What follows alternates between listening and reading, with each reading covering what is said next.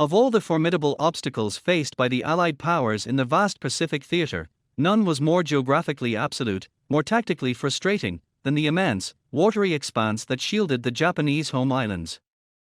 For American war planners, the heart of the enemy empire, Tokyo itself, was a maddening specter, a prize seemingly visible on the map yet protected by a moat of ocean that stretched over 1,500 miles from the nearest viable bomber bases.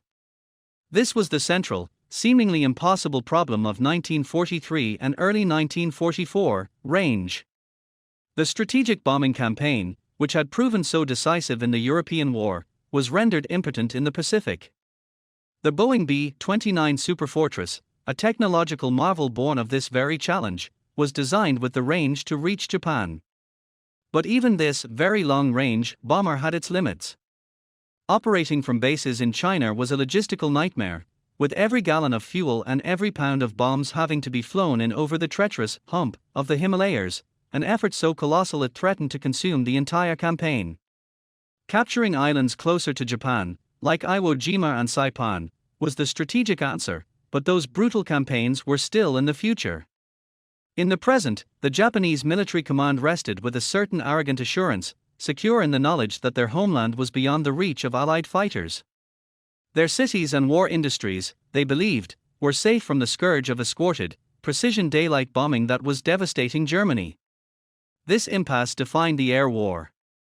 Without fighter escort, any bomber force, even the formidable B-29, was terrifyingly vulnerable.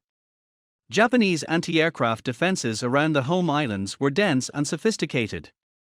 More fearsome still was the Imperial Japanese Navy Air Service and the Army Air Force, whose pilots, though increasingly inexperienced, could still mount devastating, unopposed attacks on unescorted bomber formations. The lessons of the air war over Europe were stark and unambiguous. Bombers without fighter escorts suffered unsustainable losses. The Schweinfurt-Regensburg missions had bled the 8th Air Force white, a tragedy that would be repeated over the skies of Japan if a solution was not found. The bomber could not, get through alone. It needed a guardian, a shepherd to fend off the wolves. But what fighter possessed the wings to make such a journey? The existing Allied fighters were magnificent machines in their own right, but they were shackled by their fuel consumption. The Grumman F-6F Hellcat and Vought F-4U Corsair were masters of the carry-a-deck, brutal and effective in fleet defense and in establishing air superiority over battlefields like the Marianas Turkey Shoot. Yet their legs were short. Even with external fuel tanks, their combat radius stretched to a few hundred miles, enough to cover a naval task force or support a beachhead, but a mere fraction of the distance required to reach Japan. They were tactical instruments, brilliant but confined. The Lockheed P-38 Lightning, with its twin engines and long range, had shown promise, but it was a complex, high-maintenance aircraft, and its performance at the extreme altitudes where the B-29s operated was not ideal. Thus, the problem was crystallized into a single, agonizing question for generals like Henry Hap Arnold: how do you provide fighter escort for a bomber flying a 3,000-mile round trip? The solution required more than just tactical ingenuity. It demanded a fundamental reimagining of a fighter's role and a technological leap in aircraft design. The airframe had to be aerodynamically clean, slipping through the thin air at high altitude with minimal resistance to conserve every precious ounce of fuel. It needed an engine that was not only powerful but also miserly in its thirst for high-octane gasoline. And most critically, it had to be able to carry a colossal internal fuel load, supplemented by something that could be jettisoned when empty, a temporary fuel reservoir that would give it the reach of a bomber but the heart of a fighter. This was the seemingly impossible mission. It was not merely about dropping bombs on target. It was about projecting power, about delivering a psychological blow to the enemy's very core. It was about proving that no place was safe, that the divine wind that protected the islands was no match for American engineering and resolve. The problem of range was a wall, and until it was scaled, the war against Japan would be a protracted, bloody affair fought on the periphery.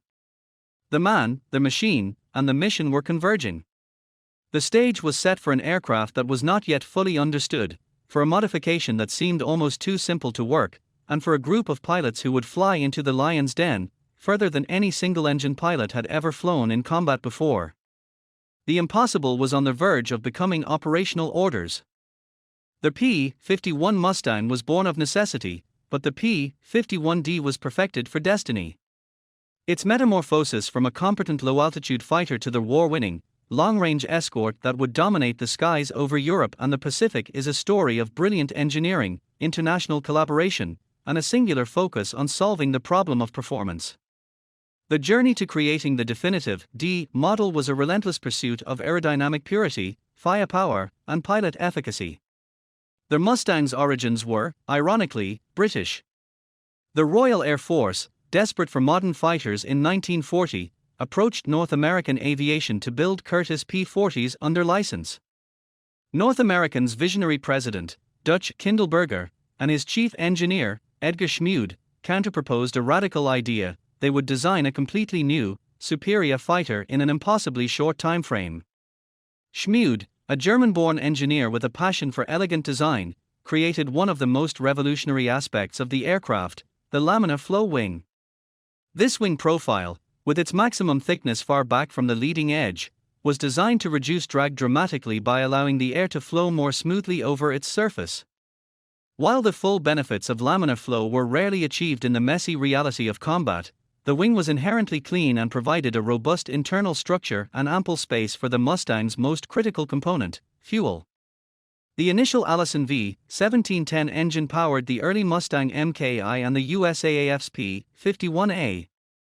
This combination was potent, but only at low to medium altitudes. The Allison engine lacked a two-stage supercharger, causing its performance to plummet in the thin air above 15,000 feet, the very environment where the air war over Europe was being decided. The Mustang was a thoroughbred trapped in a paddock, its true potential locked away. The key to its liberation was a marriage arranged by desperation and insight.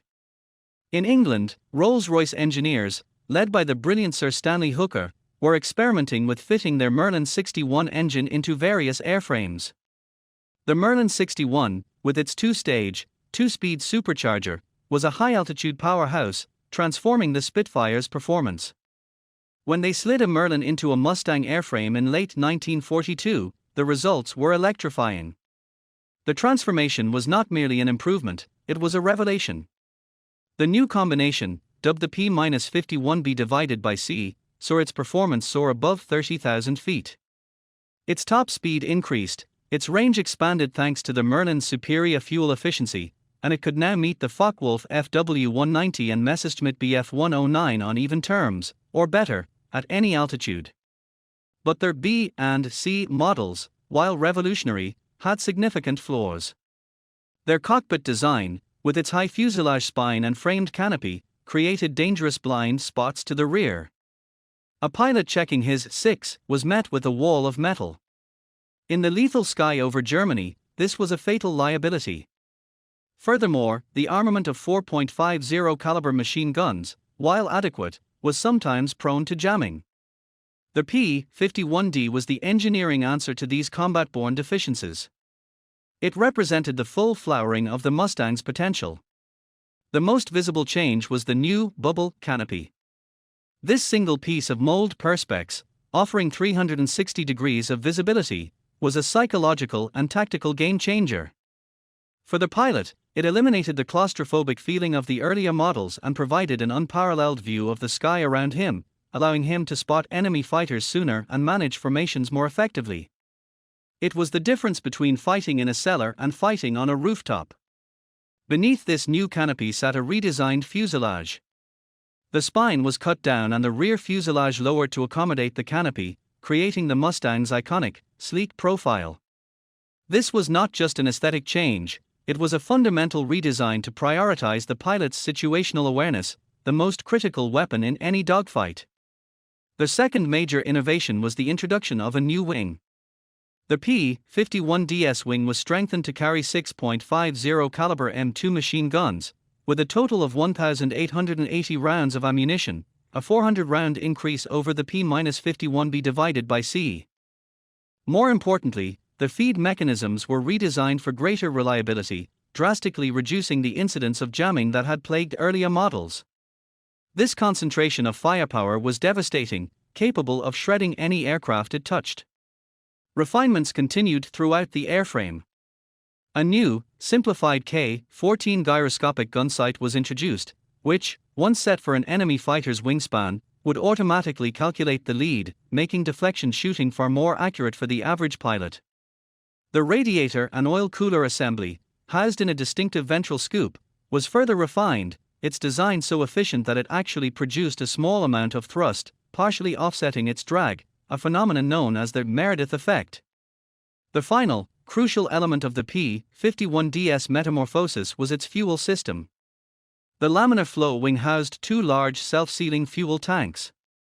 Combined with a fuselage tank behind the pilot, the Mustang could carry a prodigious amount of internal fuel. But its true reach came from its plumbing. It was engineered from the outset to carry external, jettisonable fuel tanks. The Mustang didn't just carry drop tanks, it was designed to live on them. It could take off, climb to altitude, and cruise for hundreds of miles on the external fuel, preserving its internal tanks for the combat ahead. This symbiotic relationship between a supremely efficient airframe, a powerful and economical engine, and a flexible fuel system is what gave the P-51D its incredible legs. By the time the P-51D entered service in 1944, it was no longer just a fighter, it was a strategic weapon. It was the physical embodiment of a solved equation, the answer to the problem of range. It was the instrument that would make the impossible mission not just possible, but routine. The metamorphosis was complete. The thoroughbred was now unchained, ready to run its race from the fields of England to the heart of Germany, and soon, across the vast Pacific to the skies over Tokyo itself. Of all the technological marvels that defined the air war of World War II, the radar, the jet engine, the atomic bomb, none was more deceptively simple, more profoundly consequential, and yet more perpetually overlooked than the drop tank. It was not a weapon of destruction, but a weapon of distance. In the elegant, brutal calculus of aerial combat, it was the variable that transformed an unsolvable equation into a victorious one. For the P-51 Mustang, the ultimate expression of aerodynamic and propulsive efficiency, the drop tank was the key that unlocked its true strategic potential, turning a superb tactical fighter into the war-winning weapon that could strike the enemy's heart. The concept was elementary: carry extra fuel in a container that could be discarded when empty or when combat was joined. This preserved the aircraft's pristine aerodynamics and performance for the fight, while granting it the range of a bomber. Yet, the path to its effective implementation was fraught with institutional resistance, technical challenges, and a dangerous underestimation of its importance. In the early war years, the prevailing dogma in fighter pilot circles was one of performance purism. External stores meant drag, and drag meant a slower, less maneuverable aircraft, a death sentence in a dogfight. Commanders feared their prized pilots would be caught, with their tanks on, sluggish and vulnerable, by a nimble enemy. This mindset was so entrenched that the U.S. Army Air Forces initially showed little interest in developing or procuring drop tanks in large numbers. The brutal reality of the air war over Europe shattered this dogma. The unescorted deep penetration raids of 1943, particularly the second Schweinfurt raid of October 14, where 60 of 291 B-17s were shot down and hundreds more damaged, served as a ghastly testament to a simple truth: unescorted bombers were doomed. The fighters needed to go further. The demand for range became a desperate scream from the bomber crews. The technological solution, however, had been sitting on the shelf, hampered by bureaucracy and material shortages. Early drop tanks were crude affairs. Their paper tank, made of resin-impregnated cardboard, was a common but flawed solution. It was cheap and easy to produce, but it was prone to leaking as the aircraft climbed to high altitude and the fuel inside expanded. The volatile high-octane aviation fuel could dissolve the sealant, leading to catastrophic fuel loss or even fire. More reliable were metal tanks, but these competed for the same aluminum supplies needed for airframes themselves, creating a production bottleneck. The true breakthrough came with the development of mold plastic tanks.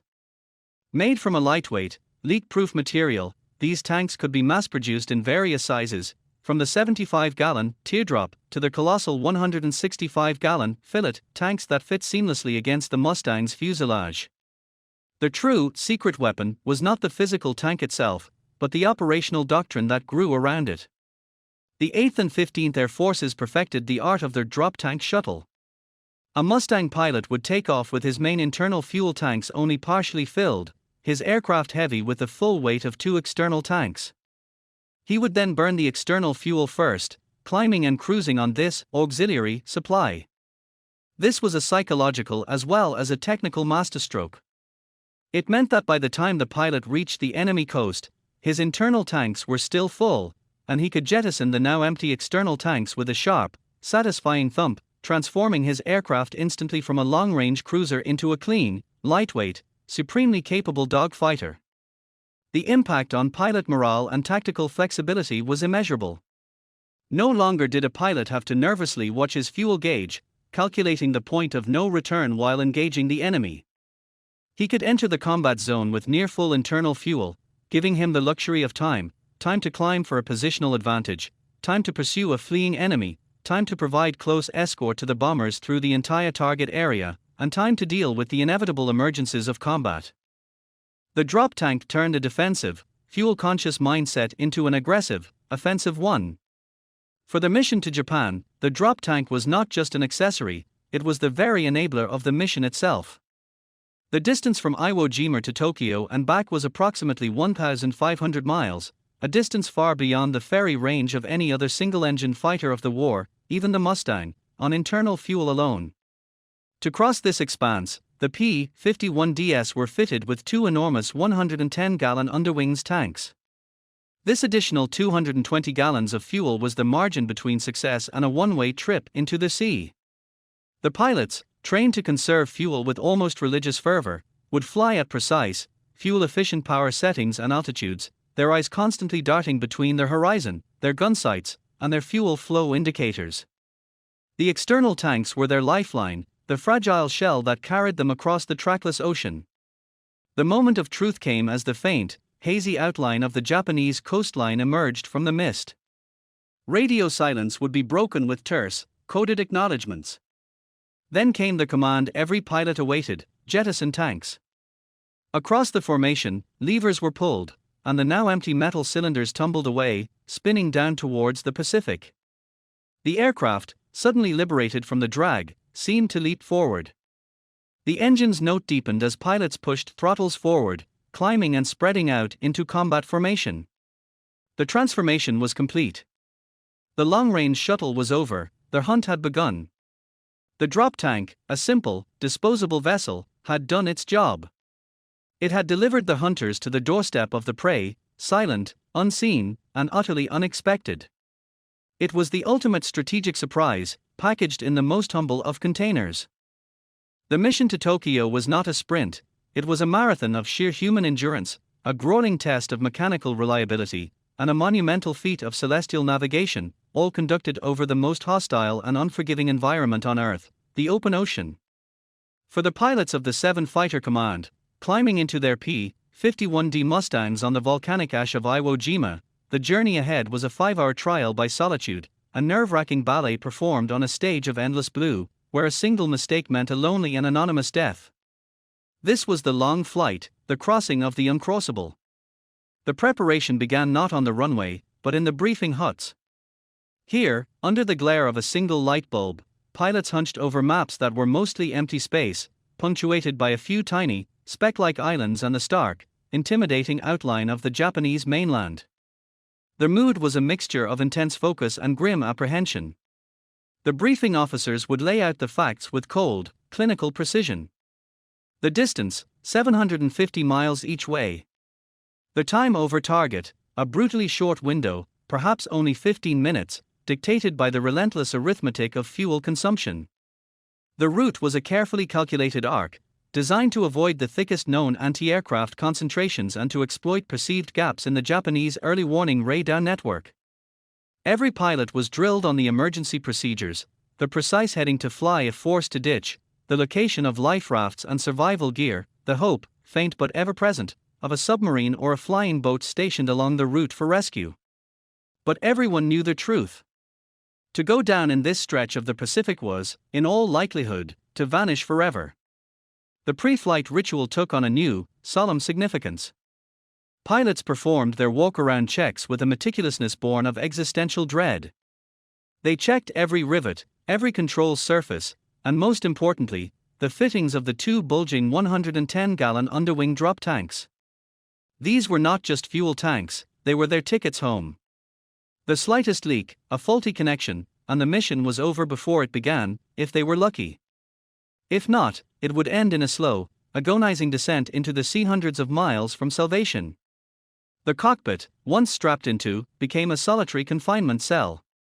The familiar smell of oil, cordite, and high-octane fuel was now the scent of a life hanging in the balance. Takeoff from Iwo Jima was a heavy, lumbering affair. The Mustang, burdened by over a ton of extra fuel, strained against its own weight, the runway of crushed coral and volcanic ash seeming impossibly short. As the wheels left the ground, there was no surge of power, only a slow, laborious climb. The first order of business was to find the formation.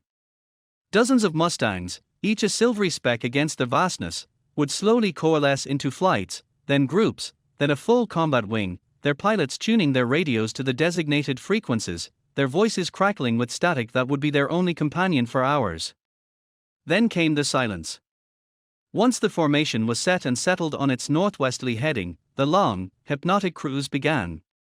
The world contracted to a few essential elements: the steady, droning rhythm of the Packard-built Merlin engine, the hypnotic swirl of the propeller disc, and the endless, monotonous expanse of the Pacific Ocean below. It was a deep, profound blue, broken only by the white caps of waves that, from 25,000 feet, looked like static on a screen. There were no landmarks, no ships, no clouds to break the monotony. The only way to navigate was by dead reckoning and by the stars, a skill that linked these modern warriors to the ancient mariners who had first dared these waters. Pilot discipline was absolute. Throttle settings were sacred, dictated by the flight plan to maximize fuel efficiency. A few too many RPMs, a climb that was too aggressive, and the precious margin of safety evaporated. Pilots became accountants, constantly checking their fuel gauges and performing mental calculations. Fuel burned versus distance covered. Time elapsed versus time remaining. It was a relentless, gnawing anxiety. They flew with one eye on the sky, watching for the telltale contrails that could mark a friend or a foe, and one eye on the instrument panel, their lifeline to a safe return. The psychological toll was immense. For over 4 hours, a pilot was alone with his thoughts, suspended between a tiny, receding island and a hostile, unknown shore. He would watch the sun glint off the canopies of his squadron mates, the only other signs of life in this immense void. He would feel the cold seep into the cockpit as they maintained altitude, the heated flight suit a small comfort against the existential chill. He would fight off boredom, fatigue, and the terrifying lure of vertigo, the feeling that he was motionless, hanging in a blue void, with no up or down. This was their long journey of aerial combat, a test of mental fortitude as severe as any dogfight. Then, a faint, hazy smudge would appear on the horizon. At first, it could be mistaken for a cloud bank. But as the minutes ticked by, it would solidify, taking on a distinct, rugged shape. A murmur would break the radio silence, then a confirmed call: land ho! Japanese coast. The mood in the cockpit shifted instantly. The hypnotic trance of the long cruise shattered, replaced by a surge of adrenaline and sharp, focused tension. The tedious accounting of fuel was set aside, replaced by the immediate calculus of combat. The order would crackle over the radio: jettison tanks. Across the formation, pilots would reach for the release levers. With a jolt and a sudden sense of lightness, the empty tanks would fall away, tumbling end over end into the sea far below. The Mustang, now clean and unleashed, seemed to come alive. The engine's drone became a roar as throttles were pushed forward. The long flight was over. The uncrossable ocean had been crossed. Now, it was time for war. For the Mustang pilots, the flight to Japan was a nerve-shredding journey into the unknown. For the Japanese high command and the civilian population of the home islands, the very concept of such an attack was, for most of the war, not merely unlikely, but an article of faith bordering on theological certainty. This was not simple military oversight, it was a deeply ingrained belief in the inviolability of the homeland, a complacency forged in geography, reinforced by early military success, and sanctified by national myth. This psychological fortress would prove to be as significant a target as any aircraft factory or naval base. The foundation of this belief was, first and foremost, the formidable moat of the Pacific Ocean. To the Japanese strategic mind, distance was their greatest ally. The vast expanse of water that separated them from their industrial rivals in the United States was a defensive asset no European nation possessed. They had calculated, with cold logic, that the sheer logistical nightmare of projecting power across thousands of miles of open ocean would cripple any sustained American offensive. The early stages of the war seemed to validate this calculation. The Doolittle raid of 1942, while a profound psychological shock, was seen as a stunt, a one-off, carrier-based trick that caused negligible material damage and ultimately proved the rule: their homeland was beyond the reach of a serious, sustained bombing campaign. The raiders had to launch from an unsafe distance and had no hope of returning to their carriers. It was a suicide run, not a repeatable strategy. This geographical confidence was fused with a potent cultural and religious narrative, the concept of kamikaze, their divine wind.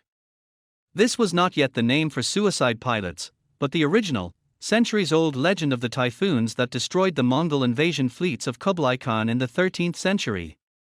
This event was deeply woven into the national psyche as evidence of Japan's divine protection, a sign that the gods themselves would intervene to safeguard the sacred islands from foreign invasion. This belief was actively promoted by the militaristic government, which portrayed Japan as a Shinkoku, a land of the gods, destined never to be profaned by the feet of conquerors. The ocean was not just water, it was a spiritual barrier. Militarily, this complacency manifested in a stark allocation of resources. The Imperial Japanese Army Air Force and the Navy Air Service, locked in their own bitter rivalry, were overwhelmingly oriented toward offensive operations.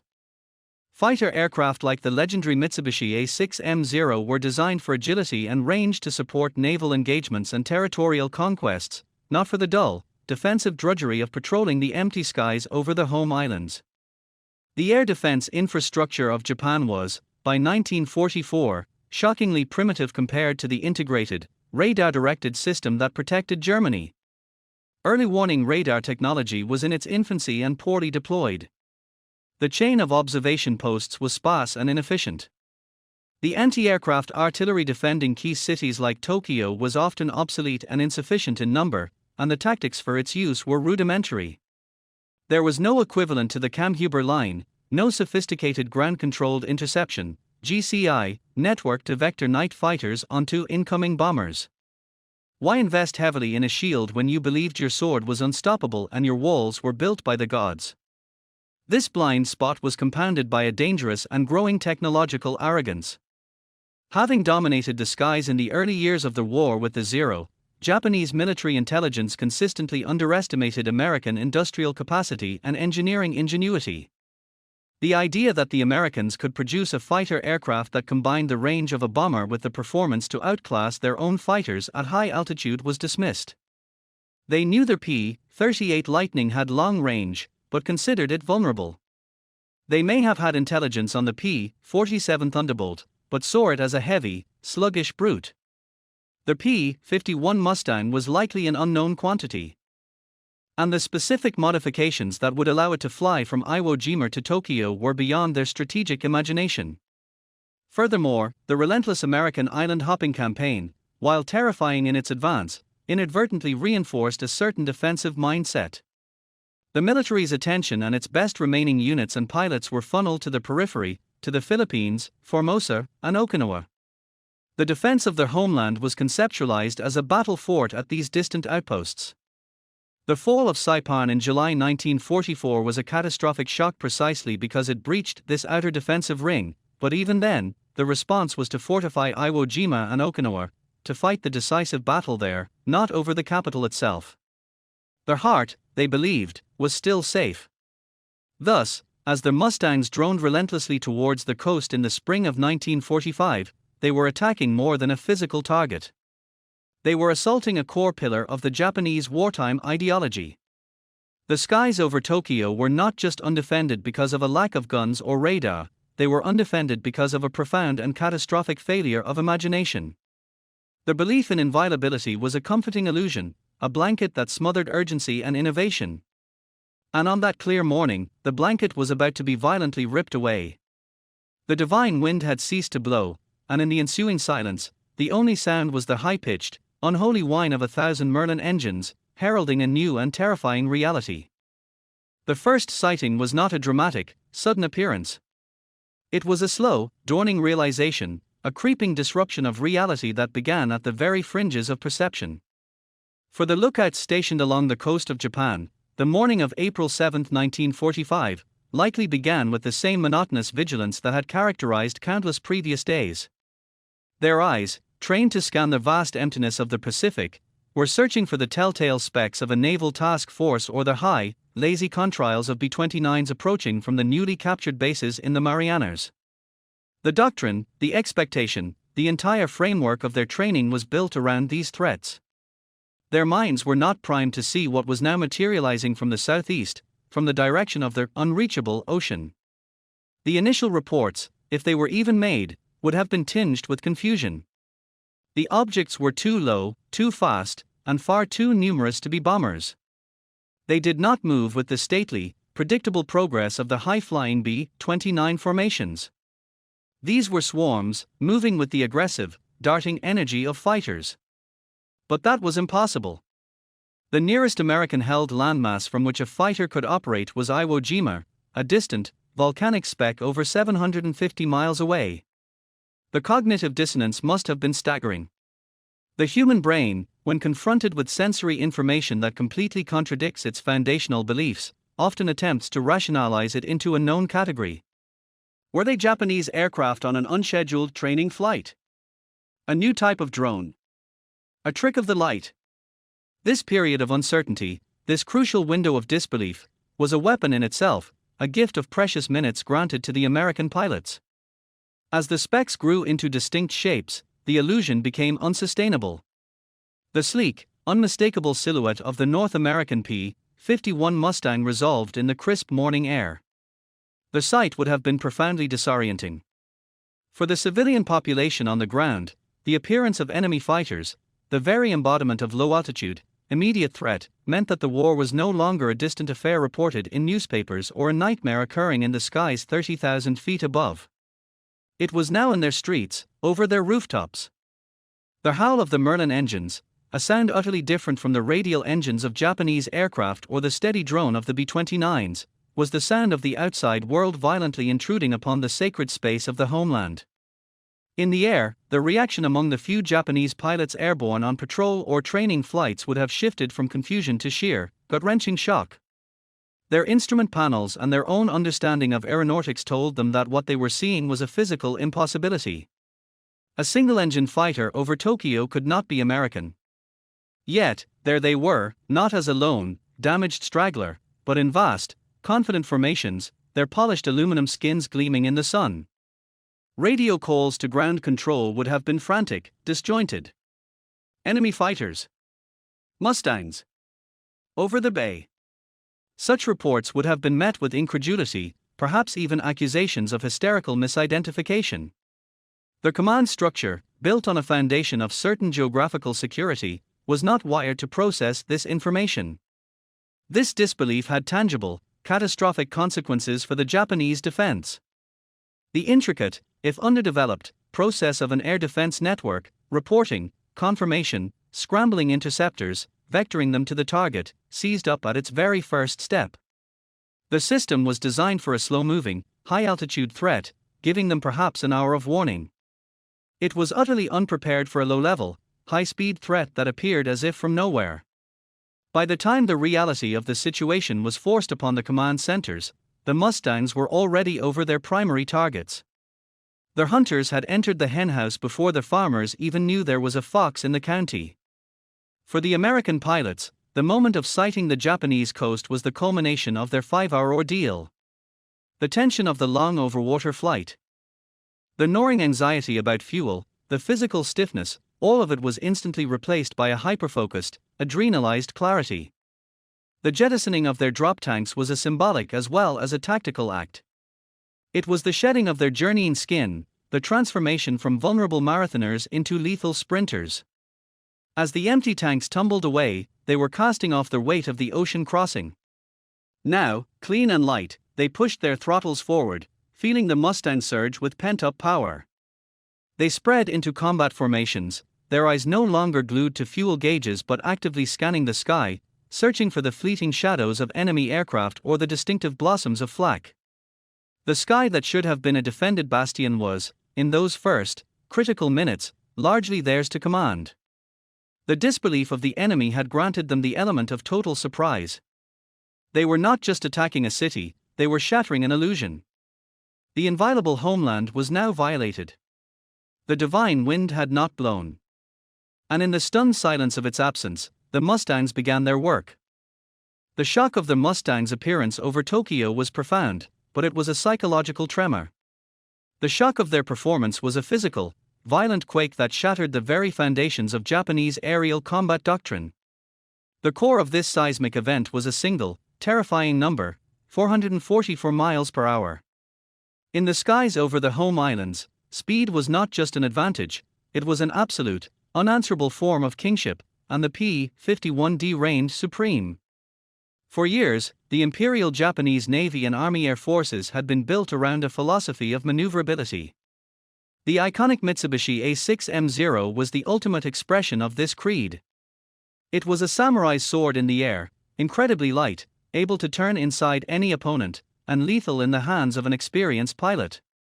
Its design sacrificed everything: armor, self-sealing fuel tanks, structural resilience, for the holy grail of angular velocity. In the early war years, this philosophy was devastatingly effective. American pilots flying heavier, more robust aircraft like the F-4F Wildcat learned the hard lesson of boom and zoom: never, under any circumstances, try to turn with a zero. It was a lesson written in blood. The P-51D represented the diametric opposite of this philosophy. It was not a sword, it was a lance. Its design prioritized speed, dive performance, and firepower. The combination of the Merlin engine's tremendous high-altitude power and the Mustang's phenomenally clean, laminar flow airframe created a machine that operated on a different physical plane than its Japanese adversaries. The 444 miles per hour figure was not a theoretical maximum achieved in a test flight under perfect conditions, it was a combat-relevant speed, attainable at the altitudes where the Mustangs now operated with impunity. The tactical impact of this speed differential was absolute. A Japanese pilot scrambling to intercept the raiders found himself in an impossible situation. If he was fortunate enough to be at a higher altitude, his diving attack was often futile. The Zero, while nimble, had a relatively low critical Mach number, the speed at which airflow over the wings becomes supersonic, causing control reversal and buffeting. In a high-speed dive, the Zero's controls would become heavy and unresponsive, and the pilot risked tearing his own wings off. The Mustang, by contrast, was a superb dive aircraft, solid and stable, able to push over into a near-vertical descent to escape or to convert altitude into even more devastating speed. The more common and more demoralizing scenario was the engagement at co-altitude or from below. A Japanese pilot would sight a formation of Mustangs and begin a slow, laborious climb to intercept. The Mustang pilot, possessing a massive power advantage, simply had to push his throttle forward. The Rolls-Royce Merlin, delivering over 1,600 horsepower, responded with a surge that the Zero's Seiki radial engine, producing little more than 1,000, could not hope to match. The Mustangs would simply walk away, climbing away from their pursuer as if he were standing still. The Japanese pilot was left watching in frustrated disbelief, his engine screaming at maximum war emergency power, yet seeing the distance between him and his target inexorably increase. It was a form of tactical humiliation that was both absolute and unanswerable. This speed translated into the most fundamental of combat advantages: the ability to choose the terms of every engagement. The Mustang pilots held the initiative. They could decide when to fight, where to fight, and, most importantly, when to disengage. The classic American fighter tactic of the time was the fluid four formation and the slashing, hit-and-run attack. A flight of four Mustangs, weaving to cover each other's tails, would spot a formation of Japanese aircraft below. They would then use their superior altitude and speed to dive upon the enemy, a maneuver known as bouncing. The attack run was a blur of controlled violence. The Mustang pilot would pick his target, settle into a high-speed pass from the enemy's rear or beam, and open fire with his 6.50 caliber machine guns from 400 to 500 yards. The convergence of 1,880 rounds per minute created a literal storm of lead and incendiaries that would shred the lightly built Japanese aircraft. There was no graceful dogfight, no swirling, turning scrum. It was a high-speed assassination. The pilot would not stay to watch his victim fall, he would keep his speed up, using his momentum to climb back to a position of altitude advantage, safe from any retaliation. If the situation became unfavorable, if enemy reinforcements arrived, or if his fuel state became critical, he could simply point the nose of his Mustang towards friendly territory and leave the entire battle behind. The Japanese pilots, shackled to their short-range aircraft, could not pursue. This 444 miles per hour shock was more than a technical specification, it was a systemic defeat. It rendered the core tenets of Japanese fighter pilot training obsolete. The hours spent perfecting tight turns, scissor maneuvers, and deflection shooting were suddenly irrelevant against an enemy who refused to turn. The psychological effect on Japanese aircrew was devastating. The Zero, once a symbol of invincibility, was now a sitting duck, an obsolete relic. The confidence they had in their machines and their tactics evaporated, replaced by a sense of helplessness and technological inferiority. The sky, which they had once ruled, was now a deadly hunting ground patrolled by a silver predator they could not catch, could not outrun, and could rarely defeat. Speed was indeed king, and in the skies over Japan in 1945, the P-51D wore the crown. The moment the Mustangs crossed the coastline and jettisoned their tanks, the mission shifted from a feat of navigation to a brutal, tactical free-for-all. Their primary orders were clear: achieve air superiority and clear the skies of Japanese aircraft to allow the B-29 bombers an uncontested run to their industrial targets. But for the young pilots, their eyes scanning the vast urban sprawl of Tokyo below, the reality was more visceral. They were hunters, unleashed in the most heavily defended airspace in the Pacific, and the sky itself was their hunting ground. The engagement that followed was not a single, set-piece battle, but a sprawling, chaotic series of duels that stretched from the docks of Yokohama to the very heart of the Japanese Empire, the sacred grounds of the imperial palace. The initial moments were often marked by an eerie quiet, a deceptive calm as the Mustangs, now flying clean and fast, fanned out into their combat wings. Their primary targets were not on the ground, but in the air. Their job was to seek and destroy the Imperial Japanese Air Force, to break its back over its own capital. The first signs of the enemy were not always aircraft, but the sudden, ugly black puffs of flak blossoming around them. The anti-aircraft defenses, though caught by surprise, were now waking up. But the Mustang's speed and altitude made them difficult targets for the gunners below. They were not the large, predictable B-29s, they were swift, silver sharks cutting through a sea of black smoke. Then came the radio calls, crackling with adrenaline-sharpened tension. Bogies, 10 o'clock high. Bandits climbing up from the factory district. The Japanese, having scrambled whatever fighters were on alert, were now rising to meet the threat. The aircraft they sent up were a testament to the desperate state of their air power. There were the older, obsolescent A6M0s, still nimble but terrifyingly vulnerable. There were new types, like the Kawasaki Ki-61 Tony, an inline-engine fighter that bore a superficial resemblance to the Mustang but lacked its power and refinement. And there were the desperate, last-ditch attempts at turning anything that could fly into an interceptor, including outdated bombers and trainers. The Mustang pilots held every advantage. Their doctrine was simple and ruthless: maintain speed and altitude. They would not be drawn down into low-speed turning fights. Instead, they fought vertically, using their superior engine power and dive performance. A typical engagement would begin with a bounce. A flight leader, spotting a formation of Japanese aircraft climbing laboriously below, would radio, "Tally-ho! Drop tanks and follow me down." The four Mustangs would then roll over and plunge into a high-speed dive. The sensation was a mix of exhilaration and cold focus. The airspeed needle would wind up, the engine's roar deepening as the Mustang accelerated towards its prey. The target, often a Zero, would grow rapidly in the gunsight. The Japanese pilot might see the diving attackers and begin a frantic, turning evasion, but against the slashing speed of the Mustang's pass, it was often too little, too late. The American pilot would hold his fire until the range closed to about 400 yards, then depress the trigger on his control stick. The 6.50 caliber machine guns mounted in the wings would erupt with a sound that vibrated through the entire airframe, a mix of a deep-throated roar and a high-pitched snarl. The tracers, every fifth round, would stitch a line of fire towards the enemy aircraft, allowing for last-second corrections before the full weight of the salvo, a mix of armor-piercing and incendiary rounds, connected. The effect on the lightly-built Japanese fighters was often catastrophic. A 2-second burst was enough to tear a wing off, set the fuel tanks ablaze, or shred the cockpit. The target would disintegrate, erupt into a fireball, or simply spin away, trailing a plume of black smoke and flame. The Mustang pilot would not follow it down. He would keep his speed, pulling out of his dive and using his momentum to climb back to a safe altitude, his eyes already scanning for the next threat or checking his wingman's position.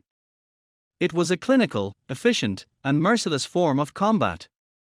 The most symbolically potent airspace, visible to every pilot circling the city, was the large, green expanse of the Imperial Palace grounds, surrounded by its moats. To fly over this was to profane the most sacred space in Japan, a psychological blow as powerful as any physical destruction.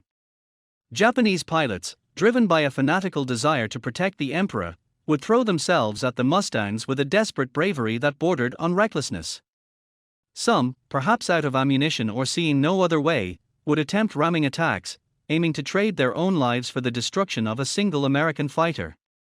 These attacks, while terrifying to witness, were largely ineffective against the faster, more agile Mustangs.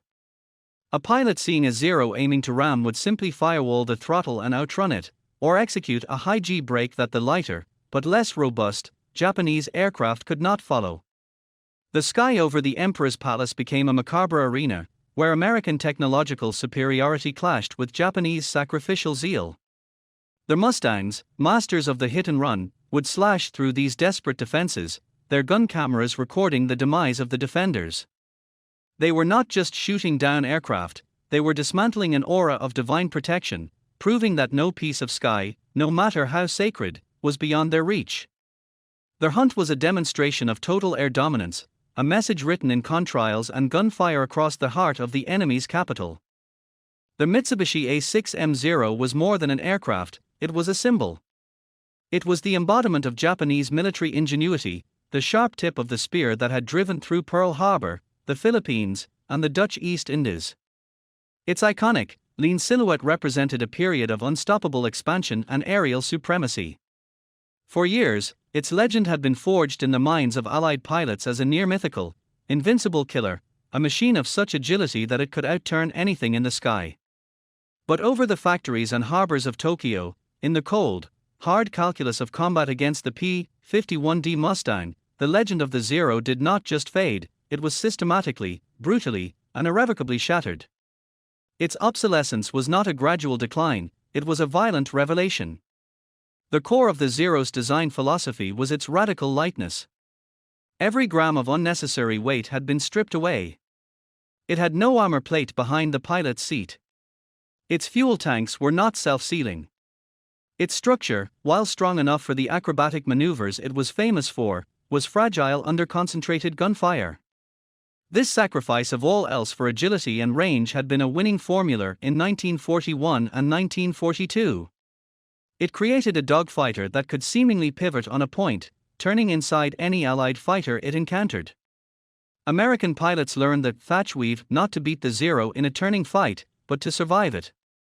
The P-51D Mustang represented the evolutionary counter to this philosophy. It was a product of a different kind of warfare, one that valued survivability, firepower, and energy retention over pure turning radius.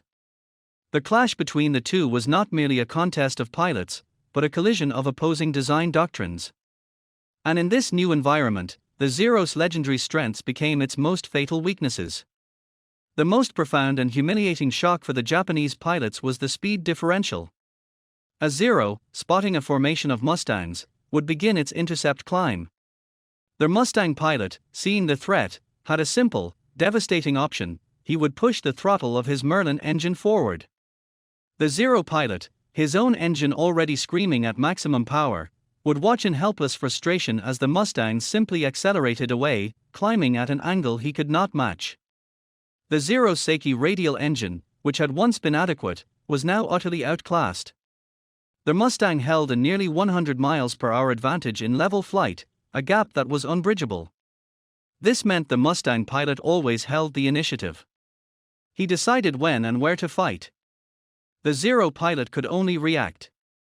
This led to the tactical execution of their boom and zoom. The Mustangs, orbiting at higher altitude, were the masters of the vertical battlefield. They would dive upon the Zeros with terrifying velocity. The Zero, with its low critical Mach number, could not safely follow a Mustang into a high-speed dive. Its controls would lock up, and the airframe risked catastrophic failure. So, as the Mustang slashed down, the Zero pilots could only try to evade, jinking and turning in a desperate attempt to spoil the Americans' aim. But against a well-executed high-side attack from multiple aircraft, evasion was often a futile hope. When the Mustang's 6.50 caliber machine guns opened fire, the effect on the Zero's lightweight structure was apocalyptic. Where a German Focke-Wulf FW-190 might absorb some punishment, the Zero had no such resilience. A short burst was often sufficient to shear a wing spar, detach the tail, or, most horrifyingly, ignite the unprotected fuel tanks into a raging fireball. The Zero's tendency to burst into flames earned it the grim nickname, the Zippo, among Allied pilots. The very lightness that gave it its agility also made it a flying tinderbox. For the Japanese pilots, many of whom were now younger, less experienced, and with far fewer flight hours than their American counterparts, the psychological impact was devastating. The tactics they had been taught, the very essence of their combat training, the tight turn, the scissor, the classic dogfight, were useless. They were like fencers trying to fight a duel against a sniper. They could see their enemy, but they could never close to a range where their own skills and their aircraft's attributes were effective. The feeling of helplessness was corrosive. They were flying a machine that was, in every measurable performance metric except turning radius, a generation behind. The shattering of the Zero's invincibility was a microcosm of the larger war. It symbolized the collapse of Japanese technological and industrial parity. The nation that had stunned the world with the Zero in 1941 had failed to produce a truly effective successor in meaningful numbers. Aircraft like the Kawanishi N-1K, J. George, or the Nakajima Ki-84 Frank were more capable, but they were too few, too late, and hampered by poor production quality and fuel shortages. The sky was now dominated by an American machine that represented mass production, relentless innovation, and a strategic doctrine focused on the systemic destruction of an enemy's air force, not just individual duels. As the Mustangs prowled the skies over Tokyo, the wreckage of burning Zeros falling into the city below or plunging into the waters of Tokyo Bay served as a stark, visible testament to a new reality. The symbol of Japanese air power was now a funeral pyre. The myth of its invincibility was not just broken, it was ground into the dust by the relentless, mechanical superiority of the Mustang. The Zero was obsolete, and its demise heralded the final, inevitable defeat of the empire it had once been built to serve. The roar of the Mustang's Merlin engine over Tokyo was more than just the sound of a single aircraft, it was the overcheat to a new era of warfare. The P-51's impact transcended its formidable kill-to-loss ratio and its role as a bomber escort. It fundamentally redefined the geometry of power projection, collapsing strategic distance and introducing a concept of persistent, global-range strike capability that would dominate military thought for the remainder of the century and beyond. The Mustang was not merely a weapon, it was a prophet, heralding the end of sanctuary and the dawn of an age where no target on Earth could be considered safe. Prior to the Mustang's ascendancy, airpower was largely tactical or, in the case of strategic bombing, tragically limited. Fighters were local instruments, tied to the short leash of their fuel capacity, their role confined to defending fixed points or establishing temporary air superiority over a battlefield. Bombers could reach deep into enemy territory, but as the brutal lessons of 1943 in Europe proved, they could not survive there alone. The advent of the long-range escort fighter, perfected in the P-51D, solved this existential crisis. It fused the strategic reach of the bomber with the tactical lethality of the fighter, creating a synergistic system that could dismantle an enemy's war-making capacity from the inside out. The 8th Air Force's Big Week offensive in February 1944, which successfully targeted German aircraft production, was only possible because of the Mustang's ability to shepherd the bombers to and from their targets, fighting the Luftwaffe on its own doorstep. This collapse of strategic distance had a paralyzing effect on the enemy. For Germany, the Mustang's ability to loiter deep over the Reich meant there was no longer a safe zone for pilot training, for aircraft transfer, or for industrial recovery. The Luftwaffe was bled white not just in combat over vital targets, but over its own airfields and factories. In the Pacific, the impact was even more profound. The Japanese doctrine of a layered, oceanic defense, the ribbon defense, was rendered obsolete. Their home islands, the very citadel of the empire, were no longer a secure base. The appearance of single-engine fighters over Tokyo demonstrated that American power could now be projected directly, precisely, and repeatedly onto the most sacred soil. This shattered the psychological will of both the military command and the civilian population, eroding the belief in eventual victory that was crucial for a nation's endurance. Furthermore, the Mustang pioneered the concept of their fight-a-sweep. These were not escort missions, but aggressive, preemptive hunts designed to clear the skies of enemy aircraft before they could even threaten the bombers. This shifted the air war from a reactive, defensive posture to an offensive, dominating one. Mustangs would range far ahead of the bomber streams, challenging the Luftwaffe and Japanese air forces to come up and fight on American terms. This seek and destroy ethos maximized the Mustang's advantages in speed and performance, forcing the enemy to expend his strength in a battle of attrition he could not win. The fighter sweep was the embodiment of a new confidence and a new strategy, the destruction of the enemy air force as a primary objective, not a secondary concern. The operational template created by the Mustang and its drop tanks became the blueprint for the next 50 years of air combat. The lessons learned about the critical importance of range, the necessity of fighter escort for strategic assets, and the value of preemptive air superiority were directly encoded into the DNA of the United States Air Force when it became a separate service in 1947. The Cold War strategy of Strategic Air Command was built upon a global network of bases and tanker aircraft, a direct evolution of the Mustang's ability to extend its reach. The KC-135 Stratotanker is, in a very real sense, the spiritual successor to the 110-gallon drop tank. It is a flying gas station that allows fighters and bombers to project power across oceans, fulfilling the promise first demonstrated over the Pacific. The P-51's legacy is also one of a complete weapons system. It demonstrated that victory was not just about building a fast airframe or a powerful engine, but about the perfect integration of all elements: the aerodynamic efficiency of the laminar flow wing, the high-altitude performance of the two-stage supercharger, the lethality of the concentrated gun armament, the situational awareness provided by the bubble canopy, and the strategic flexibility granted by the external fuel system. This holistic approach to design, where every component is optimized to serve an overarching strategic goal, became the standard for all future combat aircraft, from the F-86 Sabre to the F-22 Raptor. When the Mustangs returned to Iwo Jima after their first missions over Tokyo, they were more than just aircraft that had won a series of dogfights. They were the vanguard of a revolution. They had proven that the reach of air power was now global, that the fighter aircraft was a strategic weapon, and that the age of protected heartlands was over. The world had shrunk, and the P-51 Mustang was the machine that measured it, crossing the previously uncrossable oceans to deliver a message written in contrails and gunfire: there was no place left to hide. The new era of warfare, the era of persistent, global strike, had begun.